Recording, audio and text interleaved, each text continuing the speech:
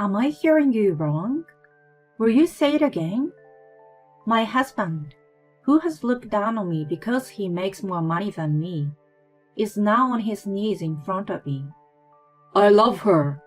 I've never felt this way before. I want you to leave me.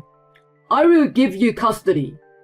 In fact, we are going to have a baby, and I want her to give birth safely. So will you get out my house this month? He says this with sparkling eyes, but what he's saying is disgusting. Okay, here are the divorce papers. I will only take the younger girls. I don't know about that other kid. I said in a calm voice. Take our eldest daughter with you. He was really insisting. I don't want to do that, because she is. My name is Irene. I'm 45 years old. I have a husband, Tommy, who is the same age as me, and 3 girls. The oldest is 20 years old, and the younger girls are in the 5th and 4th grades. I work full-time as an office worker. I work early in the morning, and still prepare dinner even on the days I come home late. Good morning, Mom. My elementary school kids wake up by themselves, but my husband is not a morning person and doesn't wake up easily even if I call out to him. Hey, why didn't you wake me up? After a while, my husband wakes up with a grumpy look on his face. You're not a child. You should wake up by yourself. I tell him coldly. If I'm late, it's your fault. My husband raises his voice. What are you talking about? It's your fault, isn't it? When my daughter blurts out a good argument, my husband's face turns red. How dare you talk back to your parents? Oh, shut up. He's always like this, when he's not in a good mood. I grumble to myself. Oh, we're going to be late if we don't get out of here soon, won't we? My husband clicks his tongue at my words and rushes out of the house. This is a scene every morning in our house. And there is another problem. Micah, are you awake? If you don't get ready soon, you'll be late for work. I called out to my oldest daughter, Micah, through the door. Shut up! I quit work yesterday. Go away! I heard a noise from inside the room, as if she was throwing something at the door. Micah has a temper. After graduating from high school, she got a job, but it didn't last long and she quit. They moved from one job to another. As for the reasons for her resignation, she said that she felt excluded, and the colleagues talk about her behind her back. She didn't listen to what I had to say. Oh, okay, I'm sorry. She would apologize like that, but made fun of me. When it turned out that she had been lining her own pocket by selling my younger daughter's personal belongings without their permission, I thought they were trash, so I got rid of them. When she said that with a smirk on her face, I was so angry that I almost hit her. When the next phone bill exceeded $500, I scolded her. Do you think money grows on trees? If you want to play, you should go work. Micah seems to feel bad about it, and she was silent and sulking. And then my husband came home from work and said, Hey, don't yell at her like that. Don't you feel sorry for Micah? I make most of the money in this house anyway. If we are having a hard time making ends meet, it's because of your poor management of the family. He looked down on me and laughed. It's your constant pampering that's ruining it. Shut up! Didn't you hear what Dad said? I'm trying to get some rest and relaxing. You are always whining. Don't act like you're my mother. Micah glared at me sharply and went back to her room. Look, I can't do this anymore. I can't deal with her. Neither can you. You come home late. You don't do anything at home. Is earning money your only duty as a father? My husband sighs at the sight of me. Isn't it a mother's job to take care of the children? I feel bad about Micah too, but what can I do? He said this to me without any apology. Hey, you're coming home late every day these days. You're not cheating on me, are you? My husband's face scrunched up a little at my words. So this is about a friend of mine who has a wife and child and has fallen in love with another woman. I'm trying to help him with that. What would you do, by the way? Well, I don't know. I would talk to the cheater first, see how serious she is, and then make a decision. I think it's best to start talking as soon as possible. I see. I guess so. After mumbling to himself, he went into the bedroom. I took out my phone and made a call to someone. It was the next evening. I wonder if I'm deaf. Could you repeat that? In front of me was my husband, who usually looks down on me in a big way, and a young woman who is standing by him, looking at me with a slightly smug look on her face. This woman, Jill, works for my husband, and is 20 years old like Micah. I like her. I never felt this way before. I want you to leave me. I will give you custody.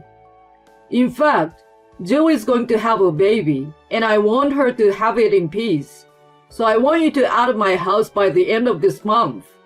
He looked at me with sparkling eyes like a boy who had found his first love, yet said the worst words ever. Give up the custody? You just didn't want it. Since I kept quiet, Jill, the cheating partner, immediately talked to me. I'm indebted to you. Tommy loves me more than he loves you, though. Looks like your marriage has not been going well for a long time. Then please give him to me. Jill giggled. You said so yesterday. You said you will make a decision after you hear what the other person has to say. Jill loves me, and of course I love her. I'm begging you. Will you break up with me? I was annoyed by the atmosphere, as if I was the bad guy tearing them apart. I stood up quickly and came back with something. Okay, here are the divorce papers. I will only take the younger girls. I don't know anything about that other kid. I said calmly, but my husband was extremely furious. Why? Take Micah with you. In short, he wants to spend a happy newly wedded life with his young wife, leaving everything else to me as before. How can I allow such a thing? I don't want to do that. She's not the one I carried in my belly. Since we are getting divorced, she's Micah's mother from now on, isn't she? She snickered at me. What? I don't know anything about that. Tommy, you said you will leave the kids to your wife. I don't want to take care of the kids. I don't know how to deal with elementary school kids. Jill, who had looked so relaxed earlier, suddenly became impatient. My husband looked troubled. Huh? Elementary school kids? What are you talking about? The one you're going to take care of is a 20-year-old woman just like you. Huh? Jill's surprised face at that time was so funny that I can't help laughing when I remember it now. Actually, Micah is not my child. 3 years ago, Micah came to our house with a big baggage. Who are you? I'm here to see my dad. It should be okay, so just let me in, she said to me with the same forceful attitude she has now. I immediately called my husband, and when I told him, No way! You are kidding, right? He had an illegitimate child. He had a child with a woman he had a relationship with before he met me, and he gave her a sum of money as child support without acknowledging her. Her mother passed away, and none of her relatives took Micah in. She must have had an attitude problem. One of the relatives tried to find her real father, my husband, and so Micah came to our house. At the time, my children were in the early grades of elementary school, and I didn't know how to explain the sudden appearance of a half-sister. Naturally, I refused to take Micah in. Then my husband got down on his knees, as he is doing now. Please, Just for a little while. When she graduates from high school, of course I will let her leave. Just until then, please. I just watched my pathetic husband. Micah was a sophomore in high school at that time. I reluctantly agreed. I explained to the younger children that she was my husband's relative. At first, she was reserved. As time went by, Micah became arrogant to me and my daughters. She looked just like my husband, and I felt that she was really his child. Micah was sleeping on a mattress on the floor, but then, "I want my own room." When she told my husband this, he told me he had no choice but to give my younger daughter's room to Micah. And so, my two daughters shared a room with each other. Naturally, I was furious, but my husband said, It's only for a little while, right? She's leaving next year anyway. After Micah graduated from high school, she stayed at home and showed no sign of leaving. Furthermore, my husband suggested to me to treat Micah as my eldest daughter. At this point, my heart was filled with a desire to divorce my husband. I guess I had already made up my mind when I found out that he had an illegitimate child. My husband had spoiled Micah, who was causing problems without even facing them. If discipline is a role of a parent, then it is my husband's role to discipline Micah. It is none of my business. I increased my working hours from part-time to full-time as soon as I took Micah in order to get our lives on a more stable footing. When I had some stability in my income and found a place to live with my daughters, I found out that my husband was cheating on me. The thought of my husband divorcing me without me knowing anything about it and living a comfortable married life with his new partner ignited my desire for revenge. I snickered at their ugly argument in front of me and snatched away the divorce papers filled out by my husband. "Well then, I will leave this house as you wish. The house still has a mortgage, and you will each pay me alimony from now on, right?" "Oh, of course, and child support." "Jill, you're in a lot of trouble. This old man will be 60 in less than 20 years. You're gonna be working hard to support him." "That's great. I admire so much." Jill blushed when I smiled at her. "What are you talking about? That's not what you told me, Tommy. You asked me to be a stay-at-home wife when we got married, didn't you?" Well, that's... His reply irritated Jill even more. "Oh, really? That's even harder. This old man doesn't help me with the housework at all." "Oh, and he can't get up by himself in the morning, so you have to wake him up. And of course, he won't take care of the kids, so you will be on your own." Jill was starting to get nervous about the consequences of her future as I spoke cheerfully. I felt sad as I was talking. My husband had not been like this from the beginning. He had done a good job of sharing the housework and childcare with me when we were first married. However, as he got promoted, he started to one-up me because he was earning more. And to top it all off, he has an unruly illegitimate child named Micah.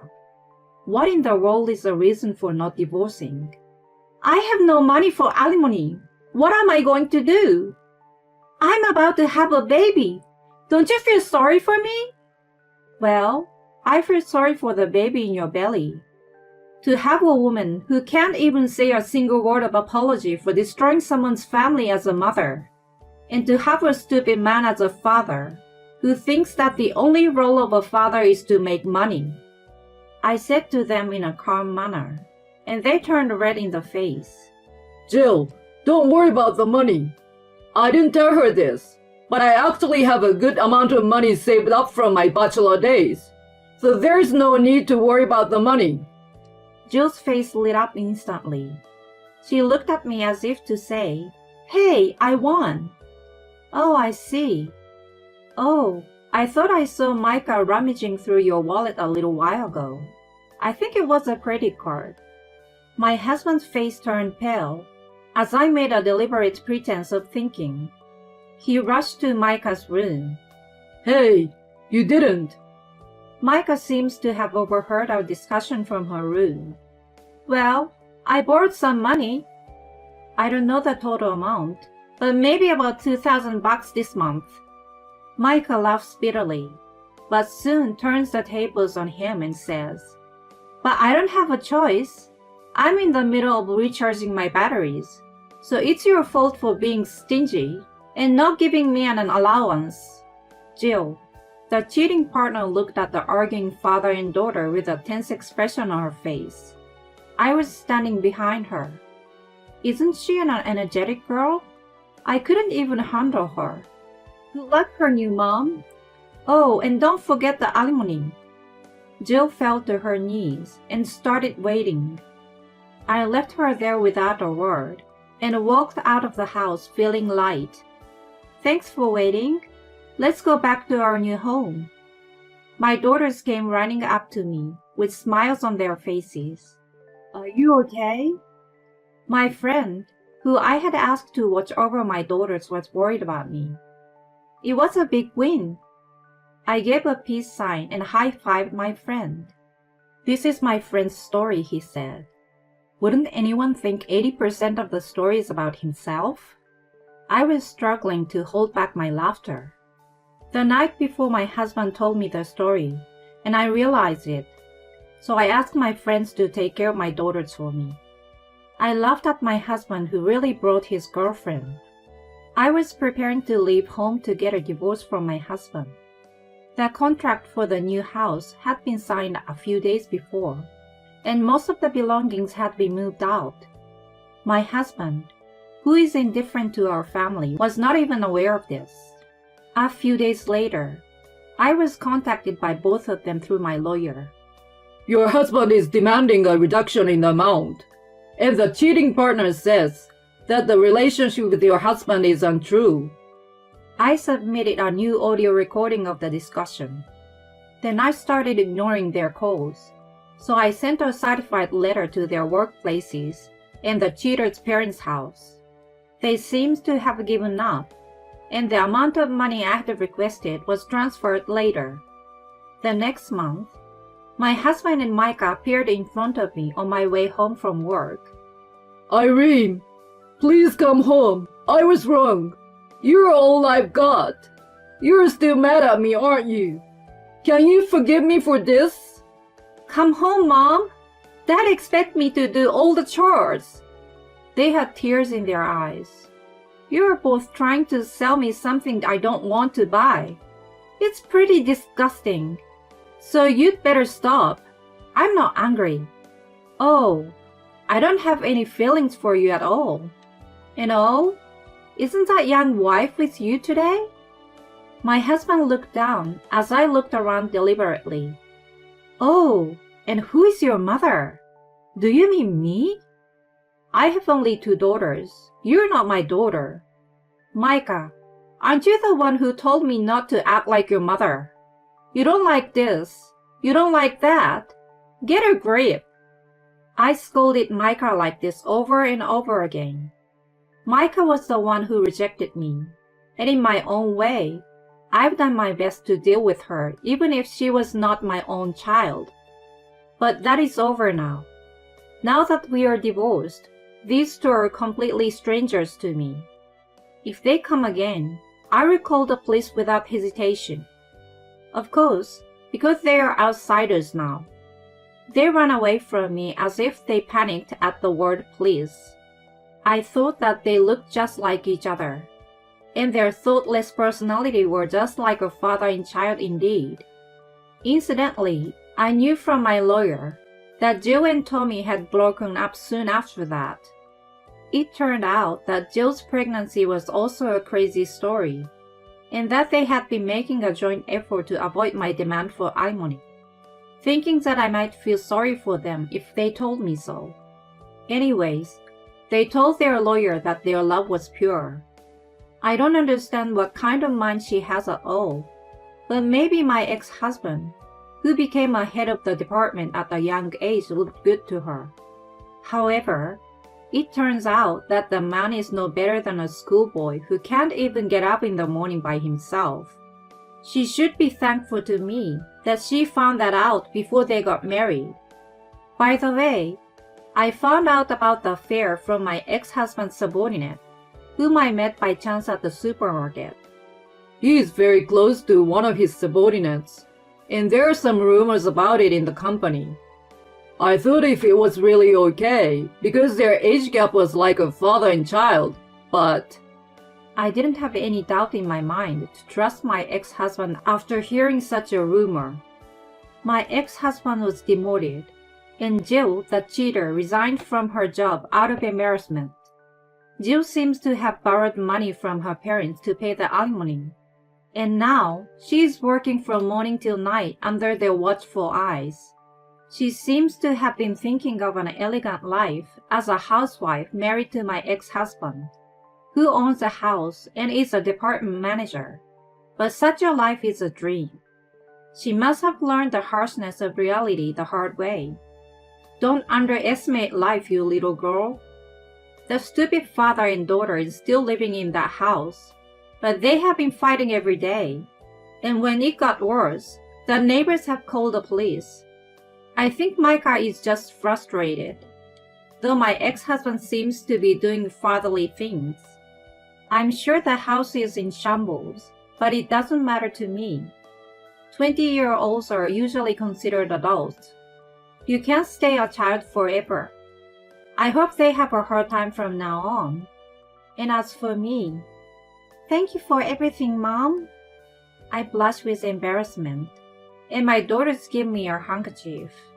It was the same handkerchief that Micah had sold without permission, and that they had given to me on Mother's Day a long time ago. My parents are gone, and I don't have many relatives to rely on. But I have many friends and such kind daughters. I'm a very blessed person just because of that. Thinking of this, I smiled and said thank you.